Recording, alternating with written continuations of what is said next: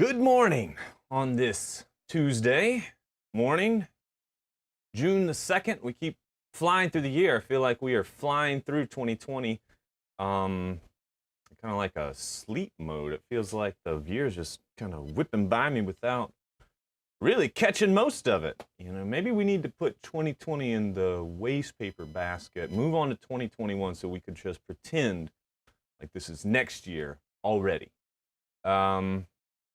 Thanks for joining, everybody. I am Gabe, the OscopeWizard. You have made it to the right place if you are looking for the OscopeWizard show. Hopefully that's what you're looking for, so you are not disappointed. And if you are disappointed, just hang around a little bit and we will make sure that you feel good. Feel good. So the chat's up and alive. It looks like my picture's up and alive. It does look like, unfortunately, today, my internet is not behaving as well as perhaps it should or it could. I'm dropping a lot of packets, which generally means that I'm going to look a little bit like stop motion animation. And there's very little I can do about my internet. I've gotten all the different pieces to try to make my internet faster, and we are a little bit at the mercy of my provider. So, with that being said, we just had a great weekend here at the OscopeWizard house. We did a couple of things. We actually did a few things which I was excited about. We left the house, which is, it was a very big day in my life because I haven't left the house in a car, in an automobile, driving. I even drove in 3.5 months. So I drove an automobile the other day and we went on a hike. It was very quiet. It was mostly just us. We saw a few people through the woods and the trees, but it was nice to get out. It was great to get out. Hopefully some people are venturing out.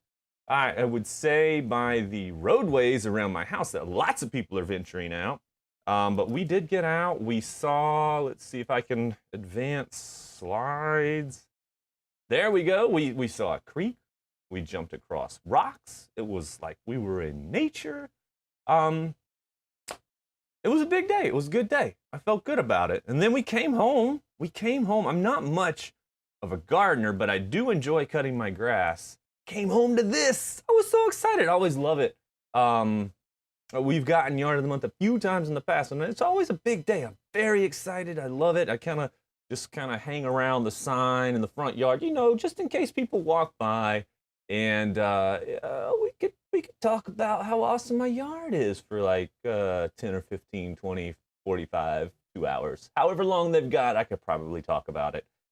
So I was excited to go out for the first time and come back and have Yard of the Month. It was a good weekend. Hopefully other people found joy in their weekends. Hopefully you got out a little bit. If you did, you just let me know in the chat. We could talk about it. I'd love to hear what you did this weekend, because we are just using this time for hanging out.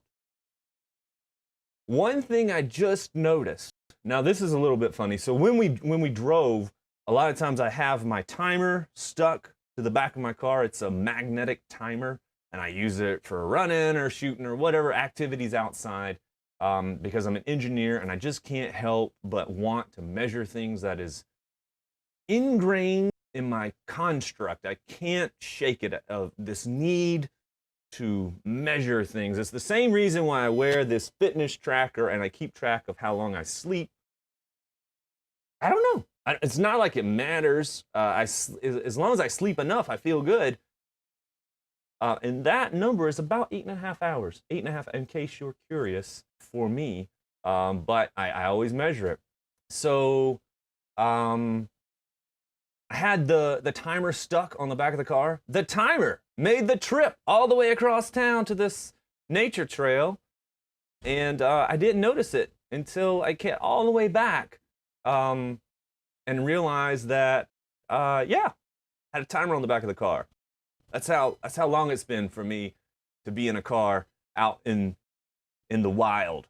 But The real consequence of that is I don't have my timer here, so I'm going to have to keep track of time using a watch, which is honestly what watches are for. So let's get into it. We have been working on, and today I'm going to remember, we are trying to build a Sonos style amplifier. It's not an actual Sonos amplifier, but it is a Sonos style amplifier, and by that I mean I want to try to build an amplifier that has AirPlay built into it. I want it to have a Spotify connection. I'd like to be able to send signals from my television to the amplifier so it can blast on speakers out into my driveway.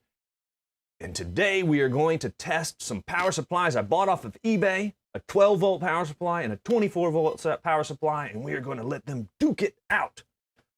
Before this, let's turn my agenda off. I think I've set it up. I think I've set the show up for today. We were using, let's see if I can get this going. This out of the way. I don't know how to hide everything. Sorry guys. Rank amateur in the house. You know what I could probably do is just crop this to my Google tab, my Google Chrome. There we go. That's really what I'm interested in. Okay, everybody should be able to see that. So we were using my NGL 200 power supply, and we made some measurements on my oscilloscope to measure how much noise was on the power supply and what kind of voltage we were getting out of the power supply. And that was cool. It's cool to use a piece of lab instrumentation, but you might notice something about this power supply that's going to make it a little bit prohibitive for using as the power supply in my Sonos style amplifier, and that is this. This is a great lab power supply when you need to have the lowest noise, most clean, easiest to measure power supply that money can buy. Here we go, NGL 200, can't beat it. But it is $2,380 to start with. And that's going to be a little bit outside of the OscopeWizard budget, considering my audio board, my audio amplifier board that I bought right here. This little chip is on a board that cost $8.55. I'm not sure I'm going to use a $2,000 power supply to power my $8.50 amplifier board. So we're back to eBay to buy power supplies off the marketplace, and we will compare their performance to my NGL 200, NGL 202 performance. One question, will we ever get 100 plus watts of output power? Using this guy right here, and when we dove into the data sheet to figure out how much power could we get, we realized that I am using 8 ohm speakers. So that means we'll only ever get, at best, 30 watts per channel, so that is 60 watts. Now, I have made a second purchase, which is a 60 watt output amplifier, and it is a single amplifier, and I got 2 of them, meaning that I'm going to be able to get 120 watts of total power, pretty close to 120 watts of total power out to the speakers eventually. But there's a second caveat. That has to be at 24 volts. So we go over to my setup real quick. I had my desktop. Initially, I had, let's turn cameras around so you can see what we're doing here. I had this guy. This guy is what I purchased a while ago. It is pretty basic power supply. It is not as fancy as the NGL, but it also costs $30, I think. And this is a generic 12-volt, 30-amp power supply made in China. It has wild variations on its output voltage, so it is anti-precision.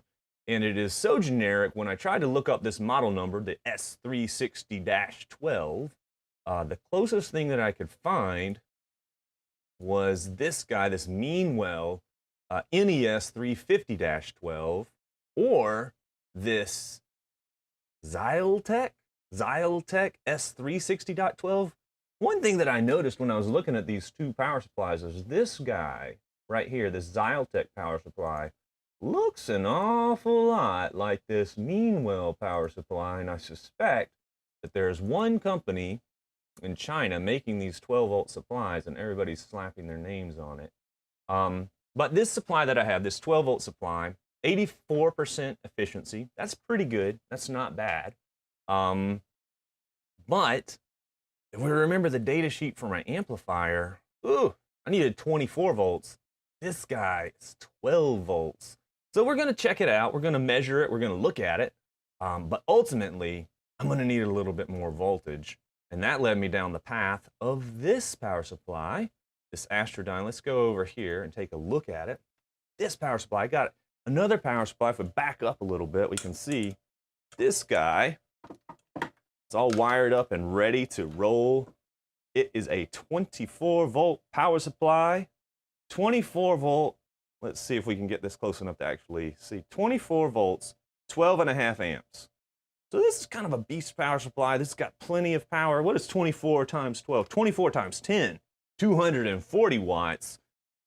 24 times 12 is a little bit more than 240 watts. I suspect there are people at home with calculators and better mathematical minds than I have. But 12 times 30, that's going to be less power than 24 times 12.5. I believe it is. I believe this beast power supply. I'm pretty excited, mostly because of the 24 volts.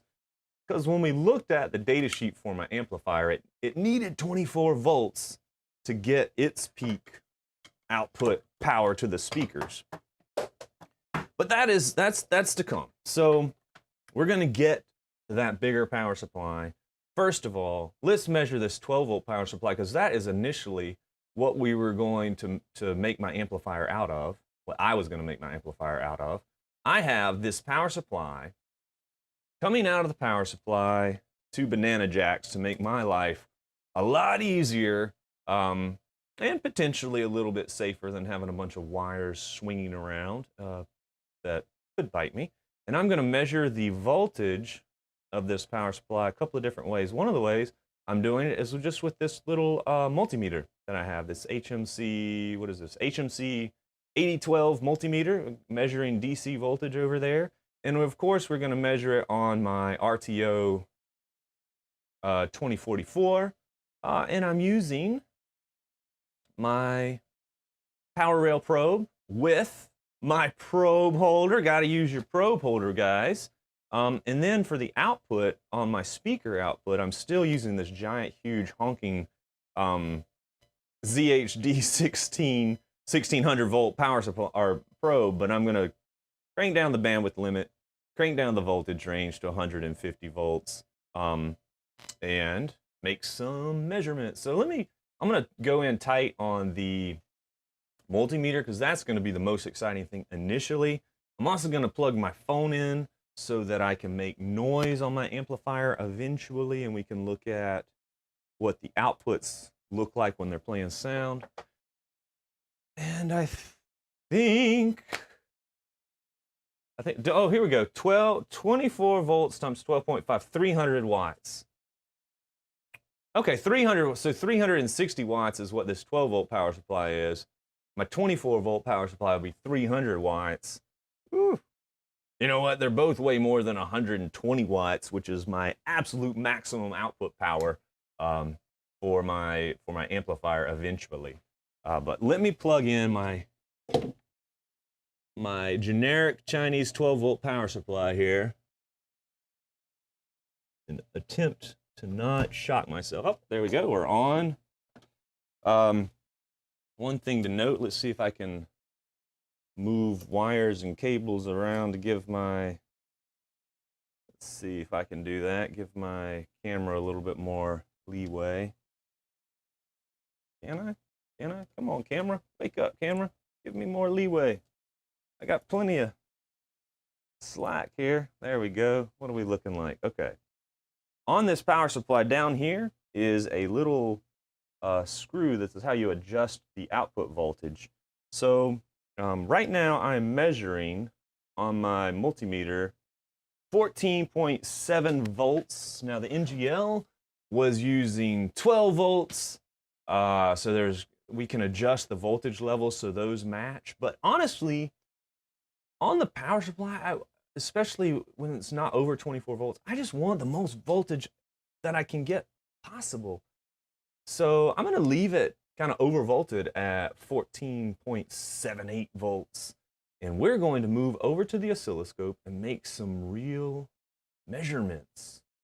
Let us turn on the oscilloscope. Okay. Now, my mom just reminded me. She's getting it, guys. She's getting it. She is real close to becoming a test engineer. First things first, let's preset the oscilloscope. So I'm going to File, Preset, Setup, Preset. Now the next thing I'm going to do is load a setup from the previous day. So I know that I was measuring the output here on channel 2. I was measuring the power supply on channel 1, and I had some FFTs going. So I'm going to load my setup. Now I am at a known setup, and here we go. Here is my power supply on, so this is the actual generic 12-volt power supply. Now, one of the things that I did before I unplugged my NGL the other day was, see, I actually took a picture. Let's see if I can share this picture. This is going to be, probably should have done this beforehand. Media source. Let's crank up my pictures.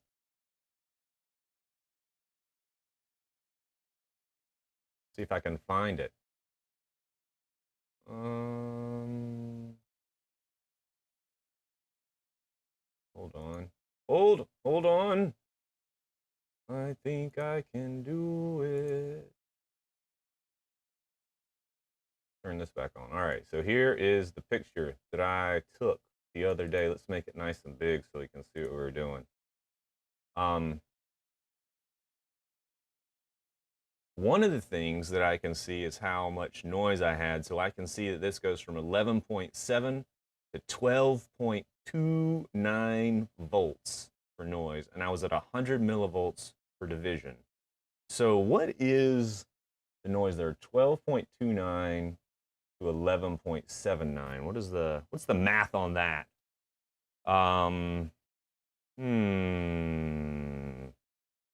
Let's see. Does anybody know? Math on that? 12.29 to 11.79. Y'all will figure that out. Somebody put that in the chat so I can say it with my mouth, and it can go into our ear holes for posterity's sake. But what that does mean is I want to make sure that this guy is set up about the same. So first of all, let's make this 100 millivolts per division. And I can see that might be getting a little bit less noise here. Well, no, 14.97 to 14.37. So 300 millivolts of noise. 1, 2, 3. Oh my goodness. Can I just open this back up real quick and figure that out? Let's see, 100 millivolts of division. Goodness, Gabe. Figure out how to use an oscilloscope. 1, 2, 3, 4, 5 millivolts. 500 millivolts of noise on my NGL. And that's actually most likely due to the fact that I was probing it kind of weird at the time, and over the weekend I redid my probes. I didn't tell you guys that fact, but I was having a little trouble with shorting the power out. Not great, and I did not want to A, hurt myself, B, blow up the amplifier either one of those live on the stream. I prefer to do those in the privacy of my own home if I'm going to hurt myself badly with electricity. Let's see. Okay, half a volt, peak to peak noise. Yep. So we are from half a volt, peak to peak noise. I can actually use a measurement, and if I had been smart, would have done a measurement before. So right here, I can see 380, 384 millivolts of noise. So pretty fair amount of noise on a 14.7 volt supply. But down here, if you remember, one of the things we were concerned about was the amount of noise making it into our ear holes. So our ear holes can detect from 20 hertz to 20 kilohertz of frequency. That is the frequency band of our ears, of our hearing. And the oscilloscope can detect from 0 hertz up to, my oscilloscope can go up to 4 gigahertz, which is way more than my ear holes can hear. So I can actually use a tool in the oscilloscope to limit the bandwidth. And it's called high definition mode, and it does a couple of other things besides reducing the bandwidth. It improves by dynamic range. But if I put the bandwidth limit down here at 1 megahertz, actually let's do it all the way down to 100 kilohertz. You can see in the background, the noise just disappears. And I'm really only interested in stuff down in the audible range. So if I do that, my noise just goes away. I can see down here. I'm just seeing this is way down below anything that you could hear or that are gonna get out onto the speaker. But I can see that the noise on my power supply is greatly reduced when I limit the bandwidth, so I can improve the sensitivity of my input here. So let's get down here to 5. Let's go down as low as we can, I guess. 2 millivolts of division. Let's move the offset up so it's a little bit more in the center of the screen. I can see it in the background there. I want it in the center, and then crank my sensitivity way on down. 500 microvolts of division, super sensitive. I'm seeing every little nook and cranny of that power supply. Here we are. Oh, nope, don't move around, don't move around. There we go. That's my power supply. That's the noise on the power supply. Very little, very little. If I look at the peak-to-peak noise on the power supply now, 650 microvolts. I could actually turn on some statistics and let's see what the average is. So the average is 670 microvolts. Talking about microvolts. People make jokes about millivolts. Microvolts are smaller than millivolts by 1,000, so microvolts are tiny, tiny. And I can see the noise on the power supply in the auditory range here from 0 to 44 kilohertz. And so there are a couple of little spikes, but they are way down below 100 dB. Also, what I notice on the output, so this is my output for my speaker. Let's see, this big old humongous humongous power or differential speaker that I have down, or differential probe, the ZHD16. Not the right tool for this job, but it is the tool that I happen to have. So if I turn it down, I can still see a very flat frequency response out here in my auditory range. So that means none of the noise over here is making it out to here, at least not where I can see it. So that's good. That's good. That means this power supply is not bad. It's a good power. I would say for my application, this is a good power supply because it's pretty low noise in the bandwidth that I am curious about. And it's also, the amplifier itself is not moving that noise from here out to here. Everybody following along? So that's the 12-volt power supply, which is cool, but ultimately not what I want to do, because I am more curious about a 24-volt power supply. 5 minutes remaining! So it's 5 minutes remaining. So let's switch power supplies really quickly and check out my bigger power supply. Now, one of the questions that came in is, my buddy asked, does changing channel 1 to purple, first of all, not purple, it is pink, But does changing channel 1 to purple make it a little bit difficult to operate on the front panel? And, oh, can I make this closer to my front panel? Let's see if I can get the colors right. One thing that happens is the colors actually change, so the color matches. Channel 1 on the front panel becomes pink. The button for channel 1 also becomes pink, so it doesn't make a big deal. The user interface on the oscilloscope is very flexible, and it allows me to pick whatever color I want. Okay, so unplug the power supply. Let's wait for the voltage to go down to 0 volts if we can, because, well, honestly, I don't want to shock myself on television because, it would be embarrassing. Oh, and there's a saying that it comes out purple on the camera. Oh my goodness. I suppose I need to hire an expert on how to do color correction.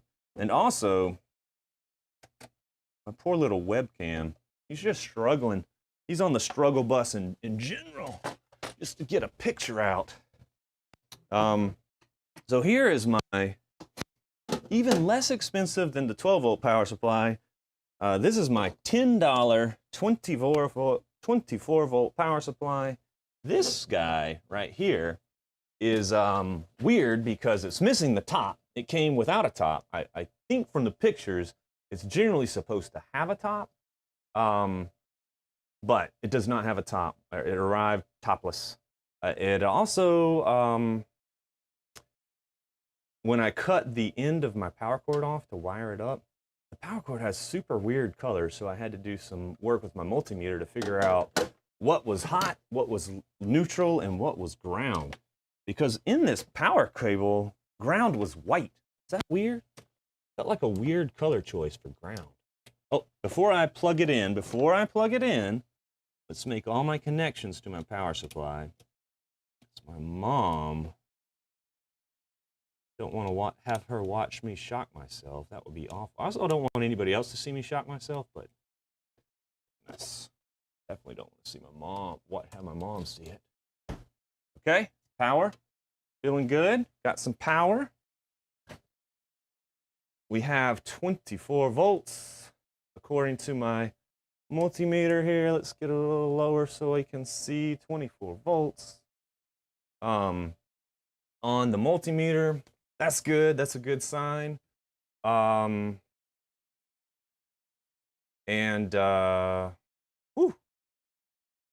Let's see, where else do we got? Oh, let's switch back over to the oscilloscope. So I'm going to hide that guy back over to the oscilloscope. My power supply has disappeared off the screen because, well, instead of being 14 volts, it's now 24 volts. So there is a trick that I have, is the probe meter. So the probe meter up here, the probe meter says, hey, yo, 24.6 volts. Let's copy the offset to the channel here. Let's move channel up a little bit. I think we're moving the channel up. Nope, moving the channel down, come back up, power supply. Come back up!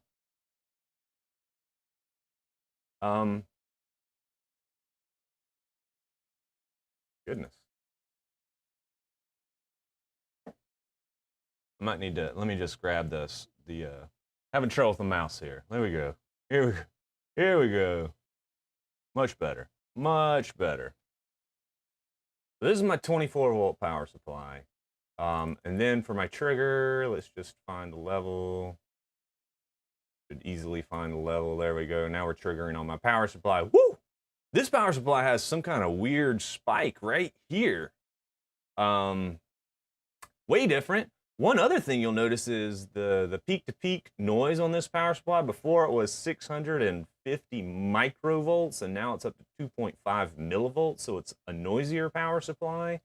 What is this spike? This spike is super weird. This is a switching power supply, so this spike is going to be probably in the switching frequency, 21 kilohertz. 21 kilohertz would be like a really, really, really high-pitched dog whistle kind of effect. but I don't hear it, and that's most likely to my ears not being great. Also, it's not actually making it out to the speaker. One thing I did notice about this power supply, though, is if I hold my ear near it, it almost sounds like a fan. And this power supply doesn't have any fan on it. So there is, one of the transformers is vibrating at a very high frequency. It's an audible pitch. Luckily, I think, since the power supply itself is going to be in a box in the garage, away from the where I'm going to be listening to the sounds, it probably won't be a big deal. Also, the other power supplies had fans. So one of the things that the fans do is, A, they cool off the power supply, but they also kind of mask any like transformer whine. So, you know, no fan, and now I can really hear what your power supply sounds like. So that's the power supply noise, folks. Ladies and gentlemen, we have now measured 3 different power supplies.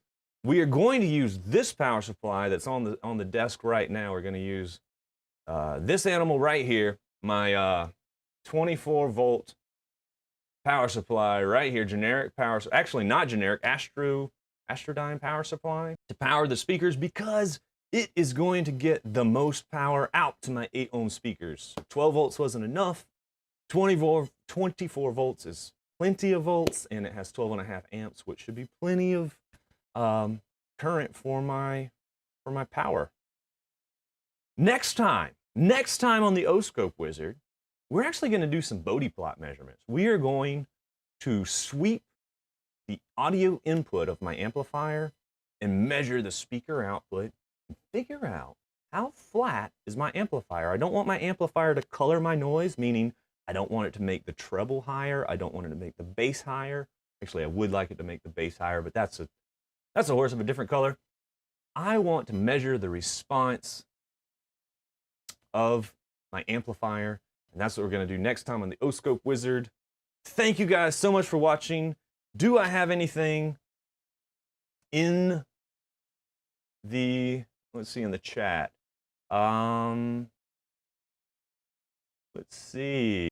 The best practice is to connect the high power circuit first before you turn it on. That is a best practice. Do not, as I have seen in the past, connect to live high power circuits. That is highly dangerous, and I do see professionals do it, but if you're in your lab, please turn it off. Make your connections, turn it back on. You will save a lot of pain and a lot of heartache. Anyway, you guys have a wonderful Tuesday. Join me back again on Thursday, 11 a.m. Eastern Standard Time, and we are going to measure Bodie plots. It'll be really cool. Thanks for hanging out. I'm going to be in the chat. Talk to you guys later. Bye.